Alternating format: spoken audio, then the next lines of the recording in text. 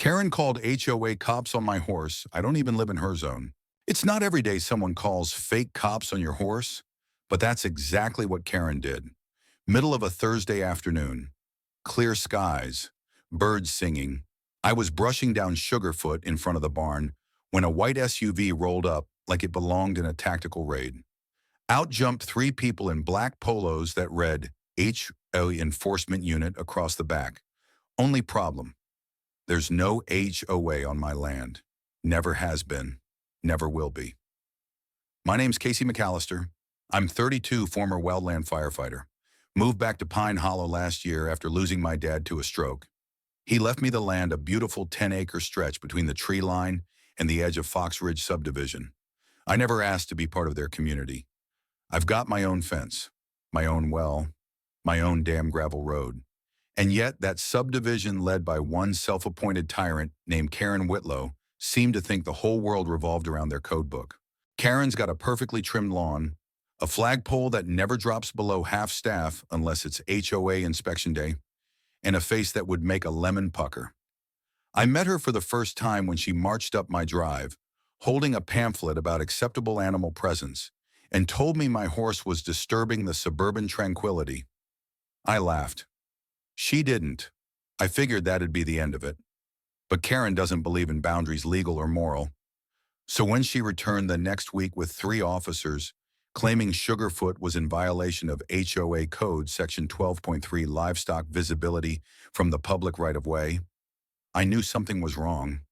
I told them straight up, you're on private land. This horse is registered. You have no authority here. One of them, a tall guy with mirrored sunglasses and a belt full of gear that looked more costume than cop, tried to hand me a citation. That's when Sugarfoot reared, spooked by the sudden motion. The fake cop stumbled back. The clipboard flew. Karen screamed. You see dangerous animal aggressive behavior. I stepped in front of Sugarfoot. Voice cold. You're trespassing. Get off my land. They didn't move, so I called the real sheriff. Sheriff Walt Jenkins is old school. Vietnam vet. Seen it all. He pulled up 10 minutes later. Lights off. Just quiet authority. Took one look at the badges on those officers and barked, where'd y'all buy those Spirit Halloween? The HOA enforcement unit suddenly had nothing to say. Karen stepped up instead, waving her phone. I filed a complaint that horse bit a child last week. No, he didn't. I cut in. Sugarfoot hasn't left this pasture in 3 days. Sheriff Jenkins took out his notepad. You got documentation? Ma'am Karen's lips flapped, but no sound came out. He charged them with trespassing and impersonating authority, but it didn't end there.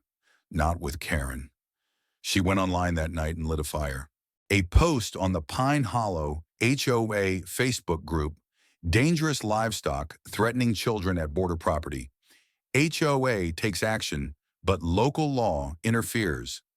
A petition followed. Over 200 comments. Half the neighborhood screaming, protect the kids. The other half wondering how a horse became a criminal. Someone even doxed me, posted my address, said I was housing an unlicensed stallion. Sugarfoot's a gelding.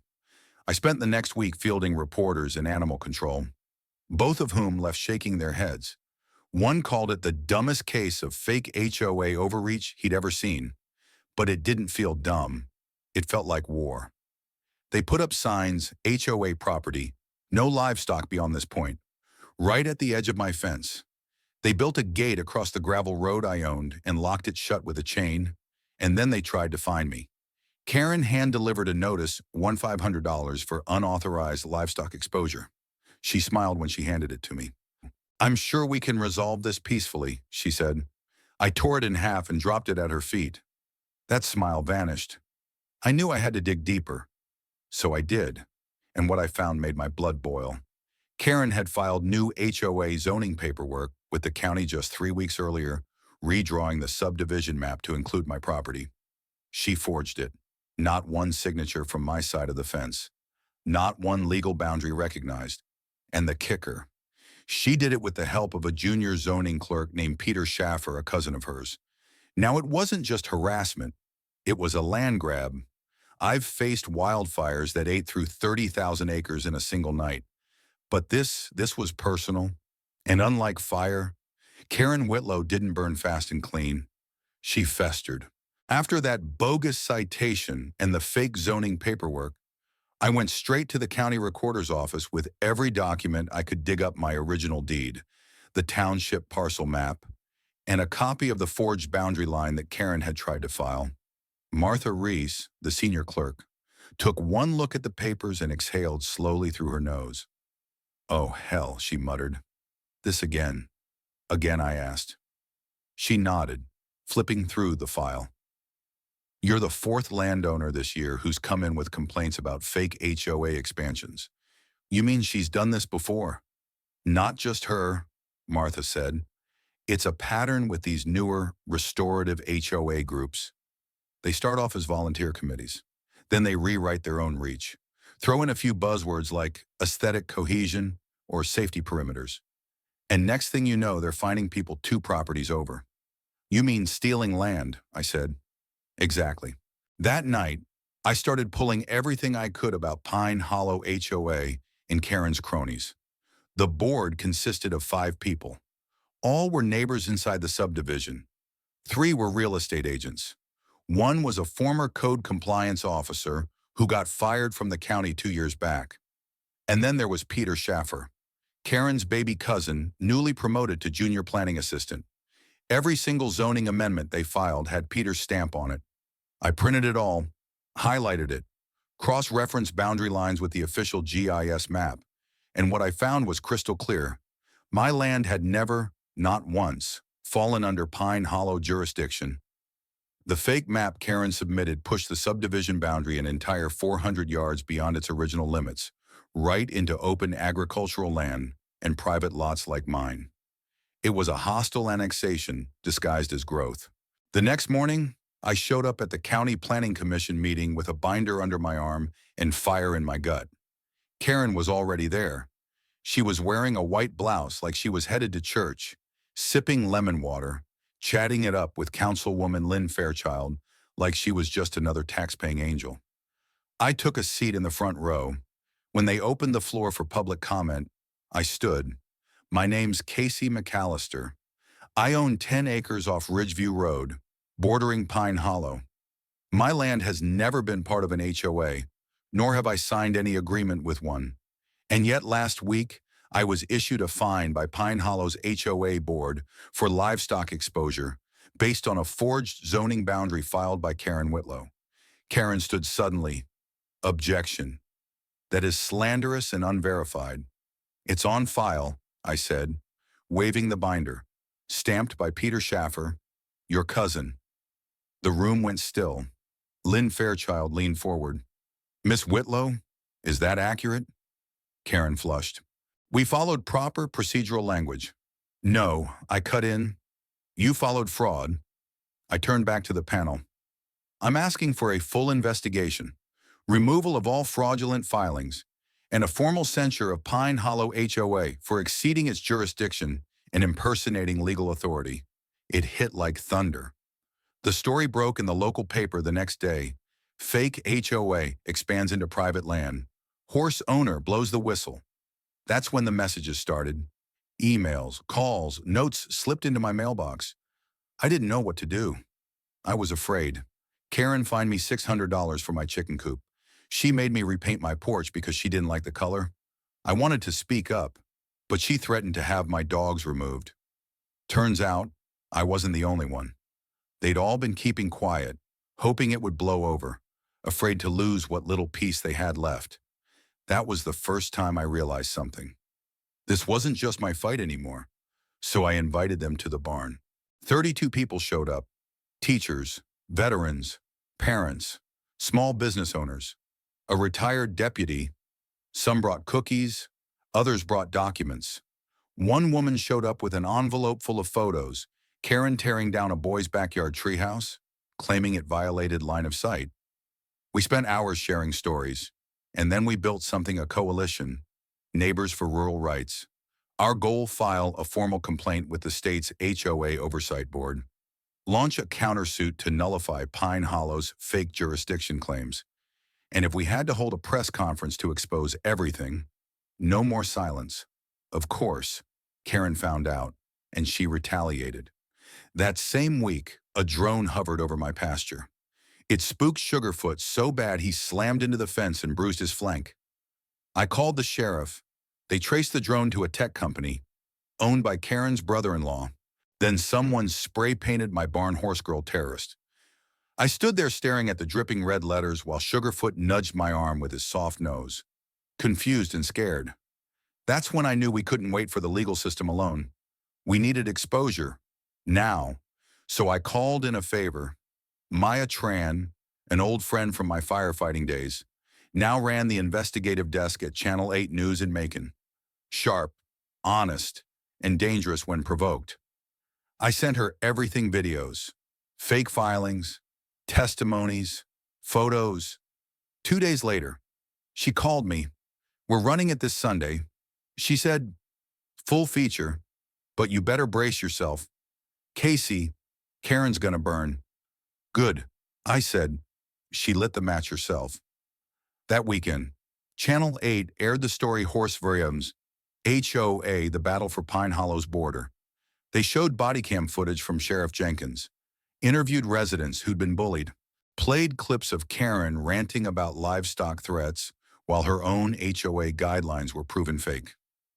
The best part, Maya ended the segment standing right at the broken gravel road gate Karen installed, holding the county's official map.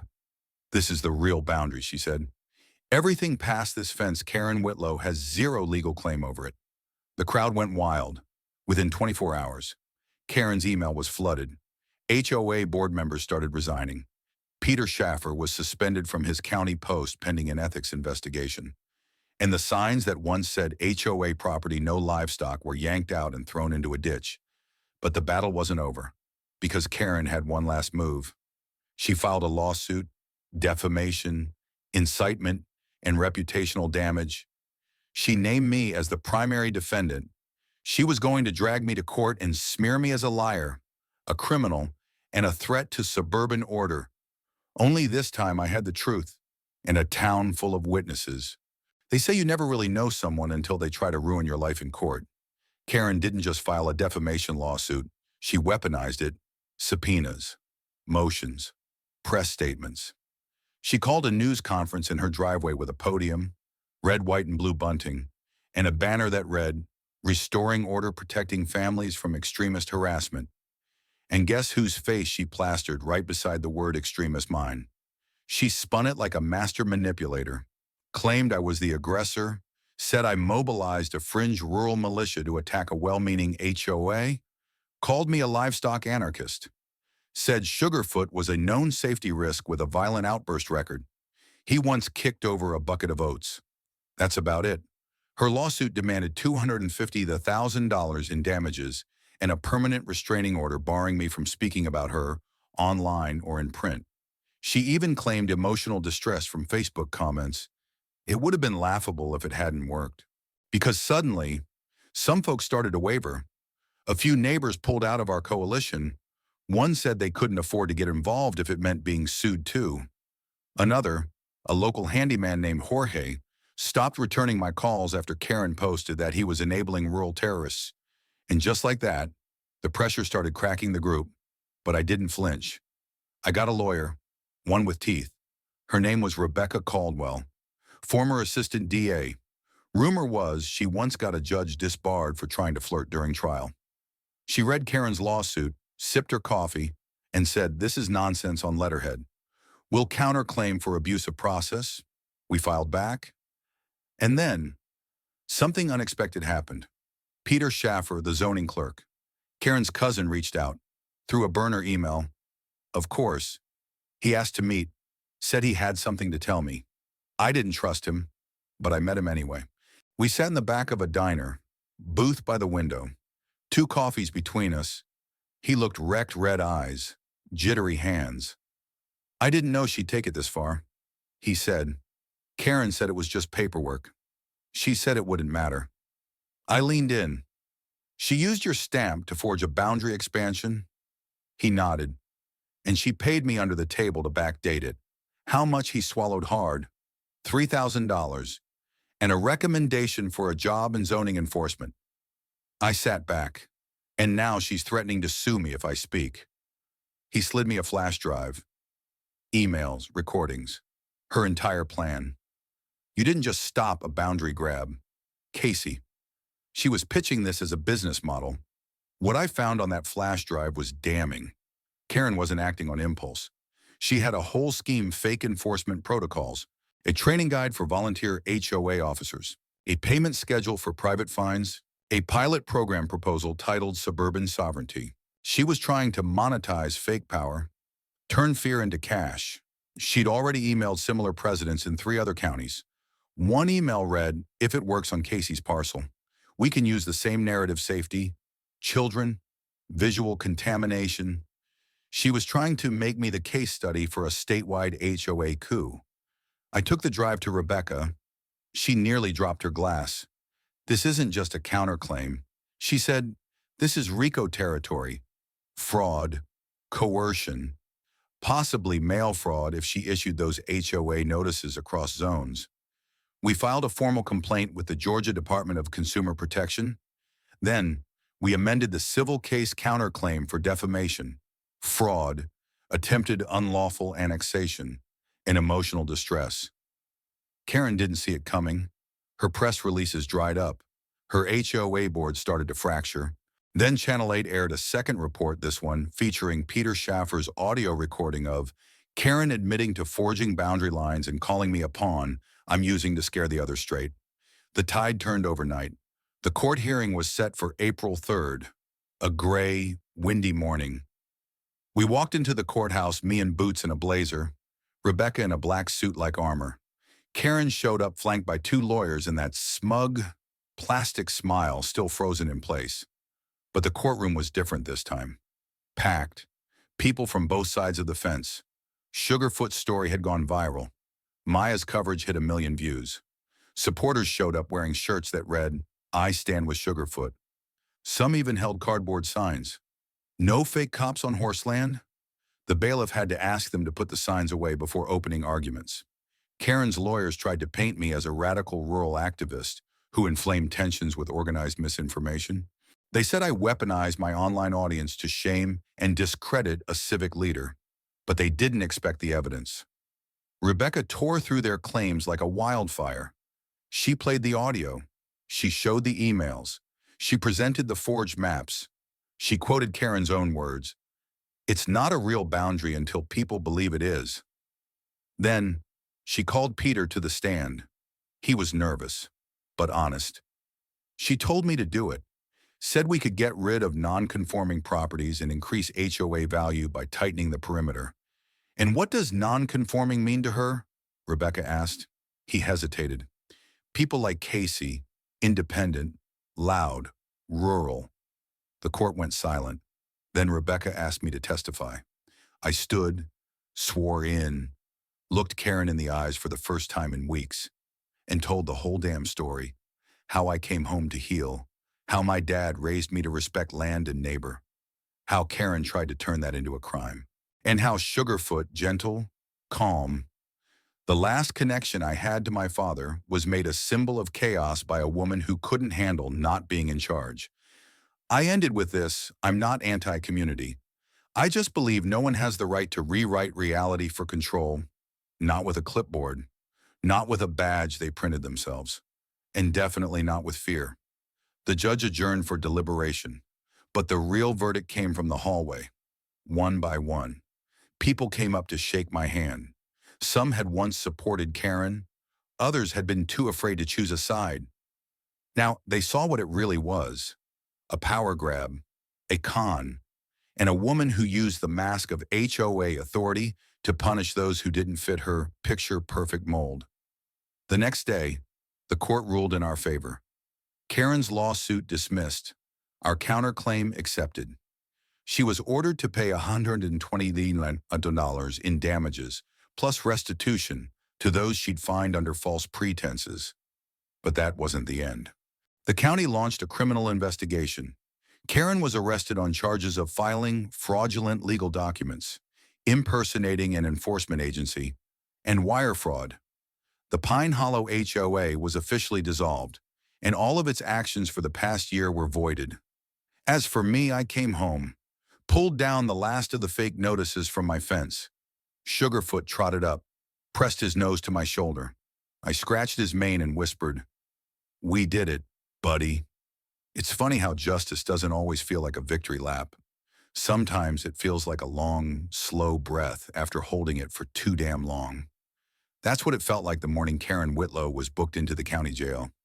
The official charges were fivefold: filing fraudulent legal documents, impersonating municipal authority, wire fraud across state lines, coercion and harassment under color of law, obstruction of zoning process. Karen didn't walk into the courtroom with that smug smile anymore. She wore county orange, her hair flat, her eyes darting, and the woman who once lectured neighbors about lawn edging now stood behind bulletproof glass as the judge read the indictment. She tried to speak. Her lawyer nudged her. She stayed silent. For the first time in months, Karen finally seemed to understand what she had become. But this story wasn't about Karen anymore. It was about what she'd left behind: fear, mistrust, neighbors who hadn't spoken in years, fences both literal and emotional. That's what I saw every time I looked out across the Ridgeview boundary, the invisible line that had divided our side of the dirt road from theirs. Not because of land, but because of control. So I started walking it. Every evening. Just Sugarfoot and me. People noticed. Some waved. Some watched. Some crossed their arms and turned away. But by the third week, a few started walking with me. Ty Jenkins was the first retired Navy corpsman with a bum knee and a soft spot for bourbon. Karen had fined him $700 the year before for excessive nautical display after he flew a faded American flag and mounted his old ship bell on his porch. She said it disrupted the HOA's visual harmony. Ty muttered as we walked one evening, "Guess now she's harmonizing with steel bars." Then came Camille, the baker, then Jorge, the handyman, then even Martha from the clerk's office. Each one carried a story. Each one had kept quiet too long. That's when the idea came. We called it the Boundary Gathering, a block party right on the line Karen tried to move. No permits, no nonsense, just food, music, and neighbors reclaiming their space. I expected maybe 20 people. We got over 300. Someone brought a grill the size of a trailer. Kids painted horse-shaped cookies. Sugarfoot got a blue ribbon from the town's vet clinic that read, "Certified Emotional Support Horse of Jackson County." The sheriff showed up and clapped me on the back. Josie from the zoning board brought yard games. Even Maya from Channel 8 came, this time without her camera, just to eat cornbread and laugh. But the best part, folks from Pine Hollow crossed that invisible line. For the first time since Karen took power, they didn't look scared. They looked free. Later that week, I got a call from Peter Schaffer, the kid who started this mess by stamping the wrong boundary. "Hey," he said, "I testified again today. DA's office said they're offering her a plea, and I asked, she's not taking it. Says she's going to fight until the end. Says she's the victim. Of course she did. Some people would rather drown than admit they stepped off the dock." The trial began a month later. Not civil, criminal. I didn't speak at this one, I didn't need to. My job was done, but I sat in the front row for every hearing. Karen's defense argued she was confused by administrative overlaps, that she never intended to profit, that she was misled by her peers. But the paper trail said otherwise. So did the recordings. So did the testimony from Peter, from HOA board members who'd flipped, from residents she targeted. Even Sugarfoot's vet testified that the drone incident left him traumatized evidence of harassment. Plain and simple. Karen took the stand on the fourth day. She wept, blamed the media, blamed her board, blamed me. But when the prosecution asked her a simple question, "Did you knowingly file boundary expansions that were not approved by the county?" her answer hung in the air like poison. I didn't think anyone would notice. That was it. Game over. The jury didn't take long. Guilty on all 5 counts.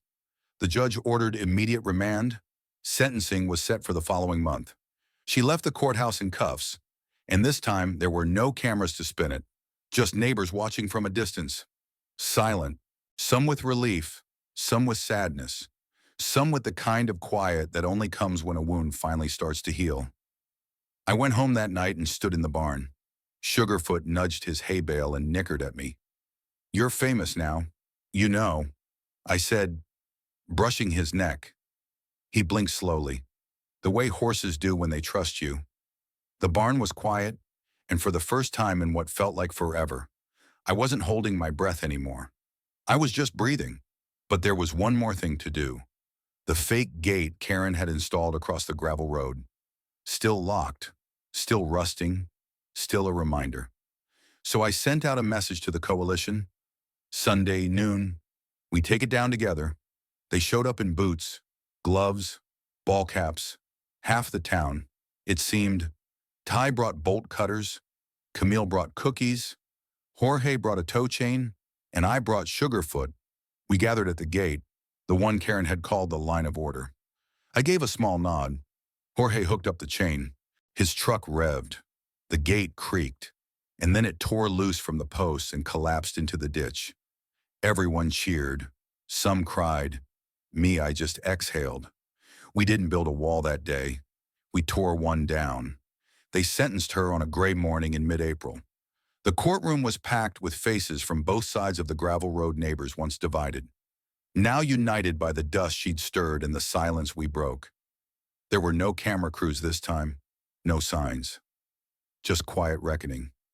Karen Whitlow stood before the judge in shackles, her lawyer a whispering shadow beside her. Her hands trembled, her eyes darted around, looking for someone, anyone, who might still be on her side.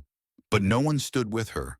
Not her board, not her family, not even her cousin Peter, who sat in the gallery beside me, head bowed, tie wrinkled. The judge cleared his throat and spoke with the weight of a hammer. "Miss Whitlow, your actions represent a deliberate, repeated abuse of perceived authority. You impersonated law enforcement, falsified legal boundaries, inflicted financial harm, and disrupted a peaceful community with fraudulent governance. This court sentences you to 12 years in state custody with a minimum of 7 served. Additionally, you are ordered to pay $189,000 in restitution to victims and are permanently barred from participating in any form of homeowners governance." Gasps rippled. Someone clapped quickly, hushed. Karen slumped. The gavel dropped. Justice didn't cheer. It simply stood still and let the dust settle. Outside the courthouse, we didn't talk much. No victory speech, no parade, just people looking at each other, really looking. Maybe for the first time, and realizing the lines Karen drew had only ever existed in our heads. That week, the sheriff's department removed the last of Pine Hollow's fake HOA signs. The county restored the original zoning maps, and the state HOA Oversight Board opened a hotline specifically for reporting unregistered or abusive HOA activity. They called it the McAllister Reform Initiative. I didn't ask for that, but I appreciated it. A few days later, Camille asked me to speak at the Ridgeview Community Picnic. I said no at first, said I wasn't a public speaker, that I'd done what needed to be done, and that was enough. But she wouldn't take no for an answer. So I stood up in front of about 100 folding chairs, with Sugarfoot behind me munching hay in the shade, and said what I felt. I'm not a hero. I just wanted to live in peace, ride my horse, fix fences, plant tomatoes. The kind of life my dad used to say was boring in the best possible way. But someone decided to make noise out of that silence. Decided peace wasn't enough unless it looked exactly how they wanted it. That's not community. That's control. And what we've done here by standing up, by speaking out, by dragging fake power out into the daylight, wasn't about tearing down an HOA. It was about reminding each other what freedom really looks like. It's not perfection. It's not neat lawns and rules about porch flags. It's a neighbor who shows up when your goat escapes. A kid who rides his bike past your mailbox without fear. A fence that means privacy, not division. And sometimes it's just a horse on a hill, doing nothing but being, which for some of us is everything. When I stepped down, nobody applauded at first. They just nodded, smiled, let it sink in. Then Ty Jenkins clapped once, then again, and suddenly the whole crowd was standing. I think that's when I realized it really was over. Not just the lawsuit, but the fear, the line, the fight to justify my own space on my own land. A week later, I got a call from the zoning board. They asked if I'd consider serving as a rural land use advocate, an unpaid advisory role, speaking up for non-HOA properties and helping mediate boundary disputes.